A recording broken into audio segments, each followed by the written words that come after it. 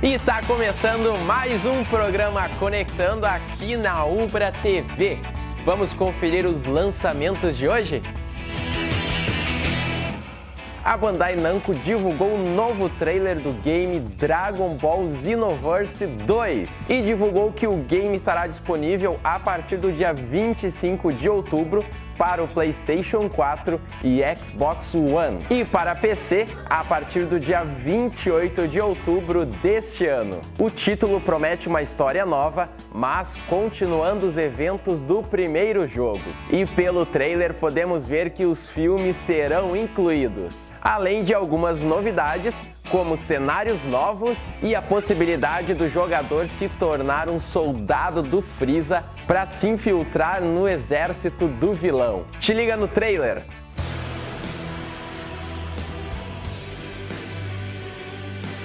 You guys concentrate on restoring history. Stop it, Freeza!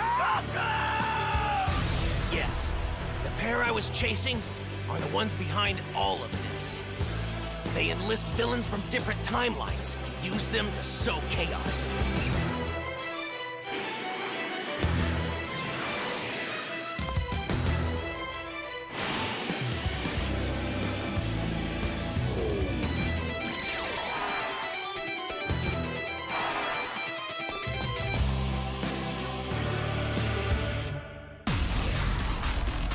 We'll make you regret interfering in our business.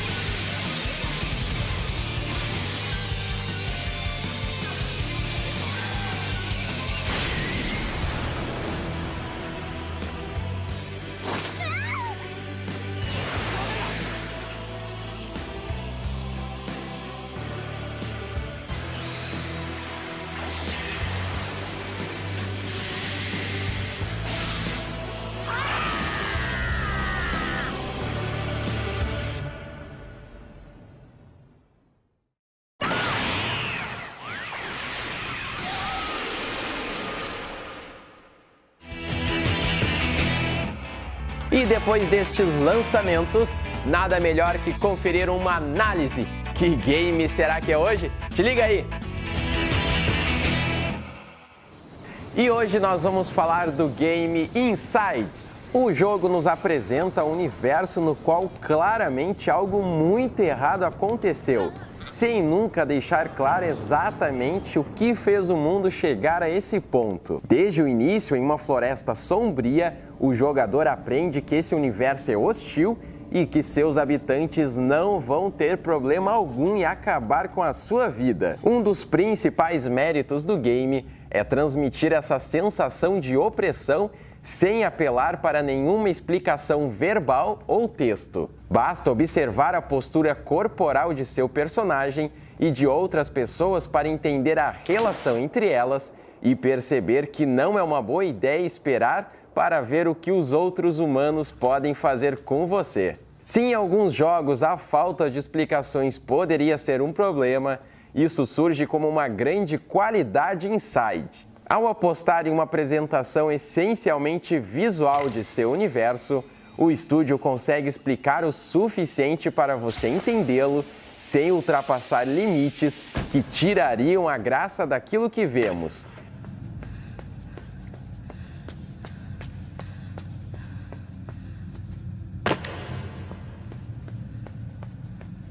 Cabe à sua imaginação preencher os espaços deixados na narrativa, que apresenta uma série de questões sobre o comportamento humano e como nos organizamos como sociedade. A trilha sonora também contribui para criar a tensão necessária para você navegar por esse universo de forma adequada. Assim como em Limbo, as ações de Inside estão restritas a se movimentar para a direita ou para a esquerda, pular e empurrar os objetos. Essas mecânicas limitadas em número são aplicadas de maneira bastante variadas pelos desenvolvedores, que conseguem fazer com que o jogador use essas interações de forma variada no decorrer da aventura. O game aposta em uma série de quebra-cabeças baseados em física que apresentam conceitos mecânicos bem desenvolvidos que se alternam conforme você avança no jogo.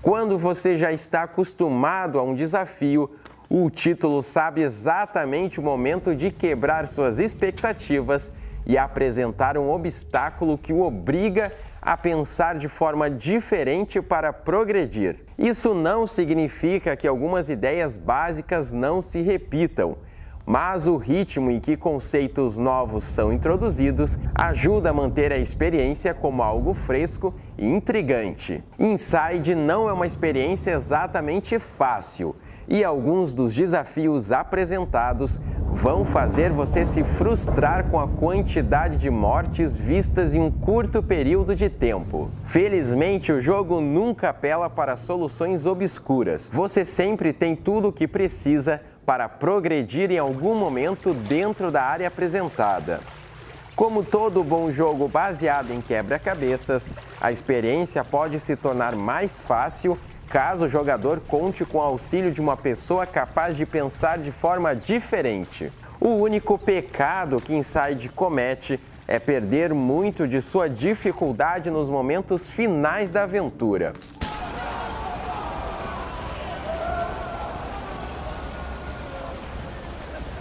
Embora isso faça sentido quando levamos em consideração um acontecimento específico, parece que algo essencial à experiência é perdido nesse momento de transição. O novo game da Playdead brilha especialmente nos momentos em que você se esquece que está resolvendo os quebra-cabeças de um videogame e acredita que está simplesmente vencendo obstáculos naturais de um mundo hostil. Essa sensação se perde em alguns momentos, mas em geral, o título é muito bem sucedido em fazer o jogador se sentir como parte desse universo. E essa foi a nossa análise sobre Inside. E agora nós vamos para o comercial, mas depois tem mais Conectando. Não sai daí!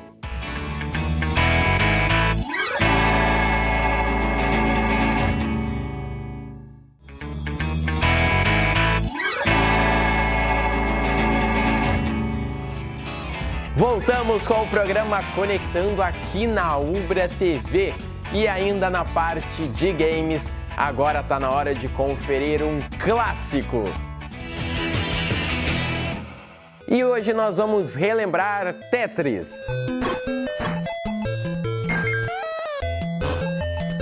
É um jogo muito popular, lançado em junho de 84. Dois dos criadores eram engenheiros e o terceiro era um aluno de 16 anos. Tetris foi um dos primeiros itens de exportação de sucesso da União Soviética e um dos primeiros a ser visto como um tipo de vício. Atingiu um público inédito na história dos videogames. Alexei, um dos criadores, conheceu o quebra-cabeças Pentaminó e decidiu criar uma versão virtual dele para seu computador Eletrônica 60. Removeu um dos blocos do jogo e nomeou com o prefixo 4 em grego, Tetris. O jogo consiste em empilhar tetraminós que descem a tela de forma que completem linhas horizontais. Quando uma linha se forma, ela se desintegra, as camadas superiores descem e o jogador ganha pontos. Quando a pilha de peças chega ao topo da tela, a partida se encerra. O cara só percebeu o potencial do jogo porque ele não conseguiu parar de jogar antes mesmo de terminar o programa. Bem como dois colegas de trabalho que ajudaram a finalizar o jogo e todos os colegas do centro de computação que haviam recebido cópias em disquetes. Para não ser acusado de viciar os pesquisadores num passatempo eletrônico, destruiu todos os discos ao fim do expediente.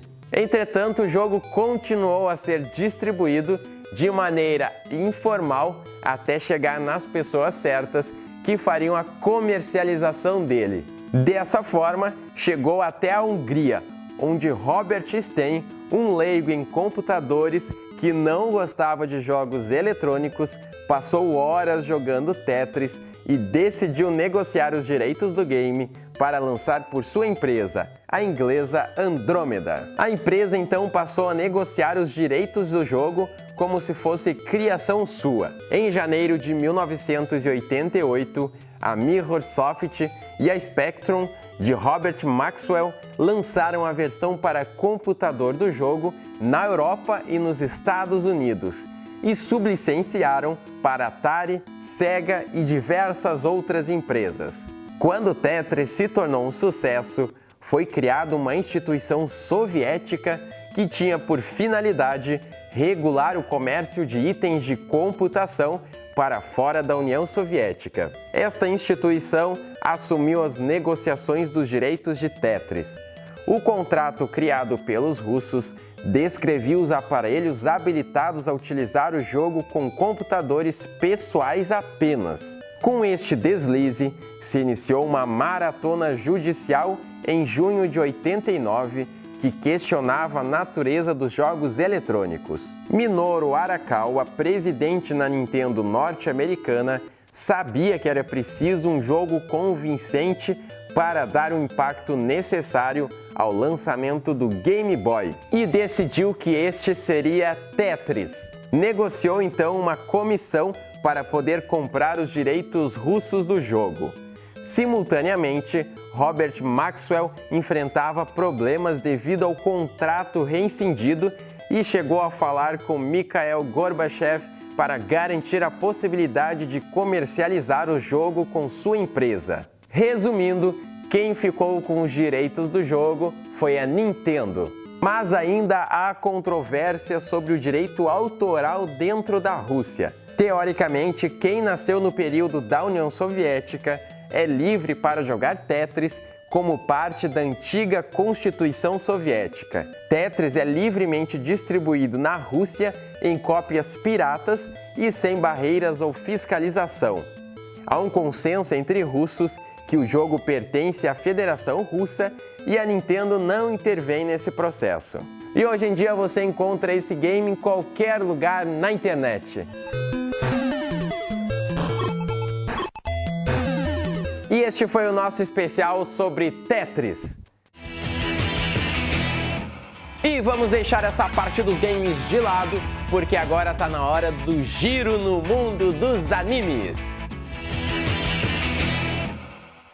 E no último final de semana rolou o episódio 50 de Dragon Ball Super lá no Japão. E nesse episódio, finalmente apareceu o Goku Black e nós vimos a luta entre Son Goku e Goku Black.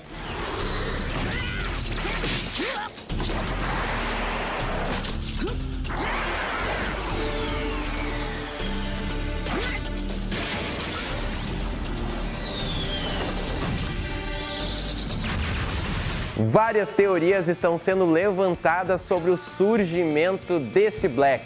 De onde veio? O que come? O que faz? Como vive? O fato é que ele não é um Kaioshin, como muitos achavam, mas está sendo controlado por um. O Goku Black ele só percebe que viajou no tempo quando ele olha para o Trunks e aquela galera do passado ali, Goku, Vegeta e todo esse pessoal, e ele olha pro anel e ele se questiona, então foi esse anel que me trouxe até o passado? Isso prova que ele não é o Kaioshin, porque se ele fosse o Kaioshin, ele saberia, né, do anel, não se questionaria. E conforme o Goku Black vai lutando com o Son Goku, ele percebe que o seu poder vai aumentando, como se ele recém estivesse descobrindo o poder de um Saiyajin.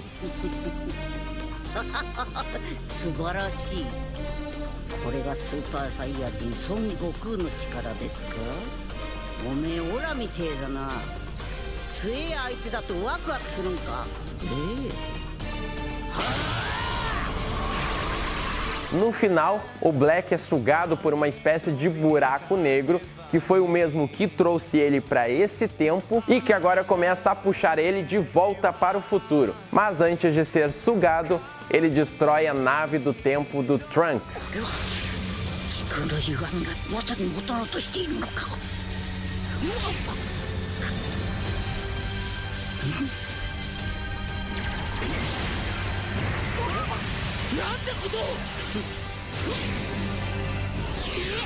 Mas enquanto a galera tá ali lamentando a destruição da nave, a Bulma lembra de alguma coisa e corre pro laboratório.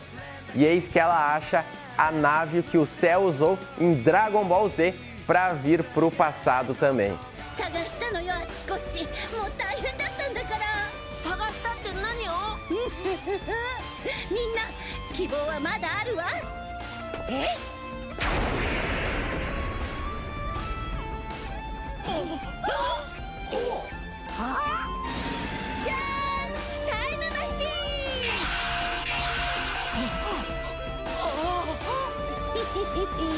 E o episódio acaba assim, e o próximo só na semana que vem, no episódio 51 de Dragon Ball Super.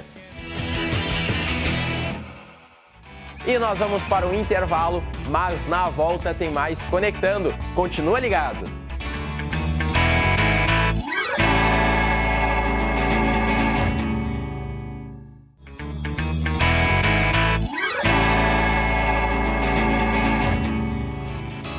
Voltamos com o programa Conectando aqui na Ubra TV. E agora está na hora dos clássicos aqui no programa. E para começar, tem o nosso quadro De Volta para o Passado. E hoje nós vamos relembrar a série Todo Mundo Odeia o Chris.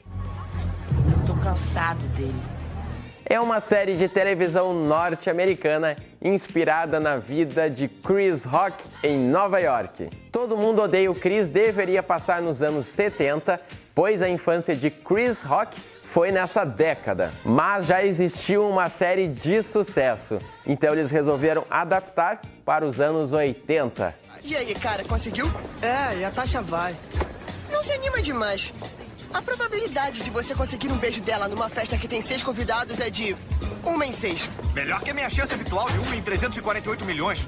A série teve 4 temporadas, exibida nos Estados Unidos de 2005 a 2009. Motivado por suas experiências de infância, o comediante Chris Rock narra essa história muito divertida e comovente de um adolescente crescendo, o mais velho de 3 filhos, no Brooklyn, em Nova York, em 82. Este é o ano em que Chris completa 13 anos, cheio de sonhos e de esperanças, como um adolescente comum.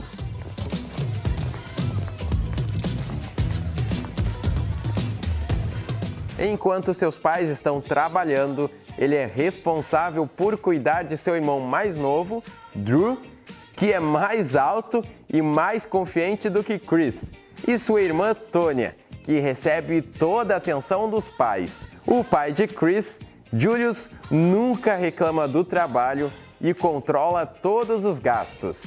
Sua mãe, Rochelle, comanda a casa com um orçamento apertado. Ela é muito rigorosa e quase não dura em empregos. A frase dela pegou muito na série. Eu não preciso trabalhar, meu marido tem 2 empregos. E você não calça 38. Pega um 42! Embora Drew e Tonya vão para a mesma escola em seu antigo bairro, Chris, relutantemente, enfrenta múltiplas transferências de ônibus todos os dias para ir até o colégio. Apesar de ser um alvo imediato dos valentões, Chris, com seu charme inato e inteligência afiado, se permitia fazer novos amigos, como Greg. Não devia estar mesmo. Eu não sei se vou fazer do jeito certo. Flexão de boca. O quê?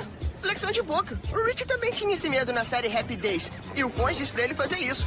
Coloca a cara no chão e levanta usando os lábios. O quê? Você tá doido? Eu não vou ficar beijando o chão. É isso que dá quando a gente resolve assistir seriado de gente branca. Todo Mundo Odeia o Chris é o tipo de série que você não enjoa de assistir. Se o meu pai tivesse prestado atenção, teria notado alguns detalhes. Eu não sei nada sobre esse sutiã. Eu nunca vi esse sutiã na minha E vida. o que ele estava fazendo na sua gaveta? Eu não faço ideia. O seu par de meia teve um encontro ontem com uma perua? E este foi o nosso especial Todo Mundo Odeia o Chris. E agora tá na hora de conferir um clássico japonês. É o nosso Made in Japan. E agora nós vamos falar de Metalder.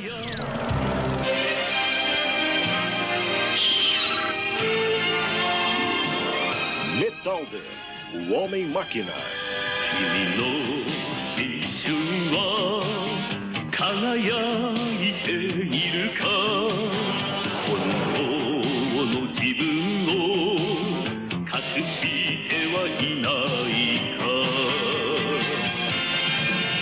É uma série de televisão japonesa do gênero Tokusatsu que pertence à franquia dos Metal Heroes.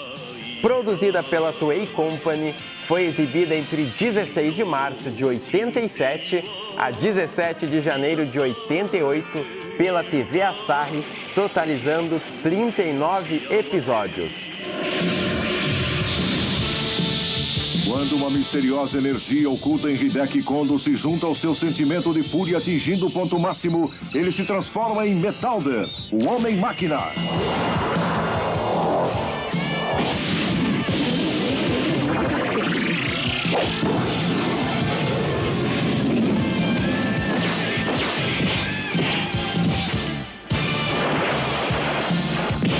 No Brasil, foi transmitida pela Rede Bandeirantes de 2 de abril a 21 de dezembro de 1990.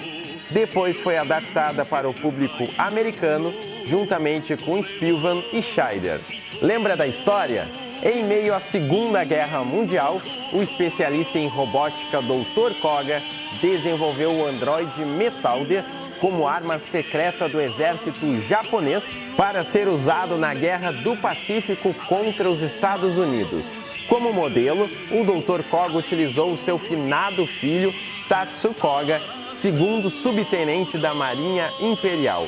Porém, o projeto foi abandonado. Em 1987, Koga descobre a existência do Império Neros e, pouco antes de morrer, ativa o Metalder.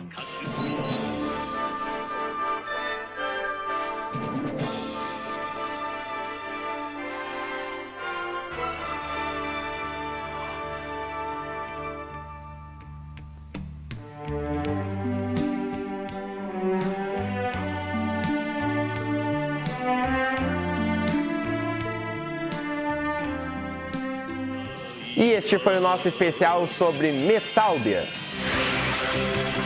剣流星の体内に秘められた全エネルギー、感情の高まりとともに頂点に達したとき、彼は超人機メタルダーに進展する。